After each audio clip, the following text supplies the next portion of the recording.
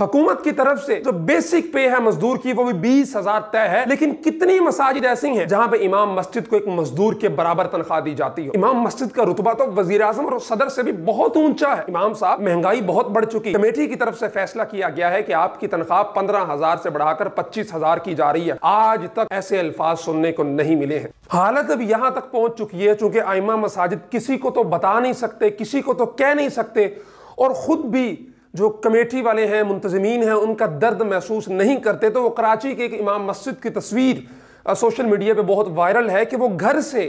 وہ ٹکیاں بنا کے لا کے سڑک پہ فروخت کر رہے ہیں، بجائے کسی کے سامنے ہاتھ پھیلانے کے، دو نمازوں کے درمیانی اوقات کا فائدہ اٹھا کر کہ اس مہنگائی کے دور میں پیٹ بھی تو پالنا ہے۔ سب کے سامنے ہے کہ 50 والی چینی 110-20 روپے کلو مل رہی ہے، 150 والا گھی آئل 300 کراس کر چکا ہے، ہر چیز کی قیمت دگنی ہو چکی ہے، بچوں کی فیسیں، اسکول وین کا خرچہ، کھانے پینے کی تمام اشیاء کہاں سے کہاں پہنچ چکی ہیں، مہنگائی آسمان سے باتیں کر رہی ہے، سب حضرات کو پتہ ہے، اور تمام لوگوں کی تنخواہ ہر سال بڑھائی جاتی ہے، 15%، 20% انکریمنٹ لگتا ہے، لیکن اگر کوئی بیارو مددگار رہ جاتا ہے جس کی کسی کو فکر نہیں، کسی کو اس کے گھر کی، اس کے پیٹ کی، اس کے بچوں کی، ان کے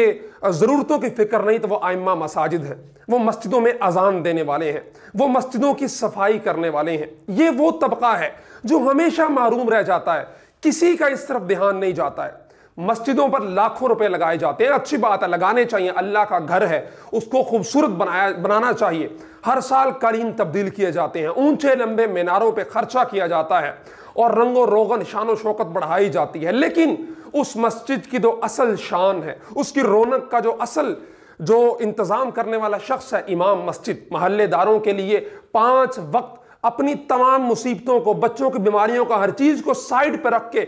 این ٹائم مصلی پہ کھڑا ہو کر امامت کا فرض ادا کرنے والا امام مسجد، اس کا کوئی نہیں سوچتا ہے، اس کی تنخواہ کے لیے کوئی نہیں بولتا ہے۔ امام صاحب، مہنگائی بہت بڑھ چکی، کمیٹی کی طرف سے فیصلہ کیا گیا ہے کہ آپ کی تنخواہ 15,000 سے بڑھا کر 25,000 کی جا رہی ہے۔ آج تک ایسے الفاظ سننے کو نہیں ملے ہیں۔ حکومت کی طرف سے جو بیسک پے ہے مزدور کی وہ بھی 20,000 طے ہے، لیکن کتنی مساجد ایسی ہیں جہاں پہ امام مسجد کو ایک مزدور کے برابر تنخواہ دی جاتی ہو؟ امام مسجد کا رتبہ تو وزیر اعظم اور صدر سے بھی بہت اونچا ہے۔ کم از کم یہ تھا کہ ان کو ایک عام مزدور کے برابر تو تنخواہ دی جاتی ہے، ان کے بچے ہیں، ان کی ضروریات ہیں، جسم کے ساتھ پیٹ لگا ہے، کھانا کھانا ہوتا ہے، بچوں نے اسکولوں میں پڑھنا ہوتا ہے، ان کی بیماریاں ہوتی ہیں، خوشی غمی، شادیاں اور فوتگیاں، ہر جگہ پہ اخراجات کی طویل فہرست، اور مہنگائی کے اس دور میں خدا را کچھ خیال کیجئے،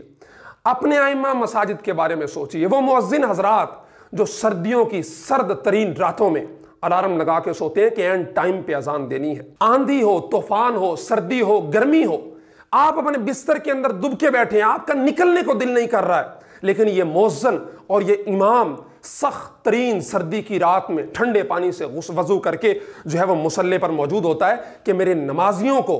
تکلیف نہ ہو، انہیں انتظار نہ کرنا پڑے، تنگی ہو، آسانی ہو، خواہ اس کے حالات کسی بھی طرح کے ہوں، وہ کسی کے سامنے ہاتھ نہیں پھیلاتا، صرف رب کے حضور شکوہ کنا ہوتا ہے کہ یا اللہ میرے حالات تیرے سامنے ہیں، تو انہیں بدل دے۔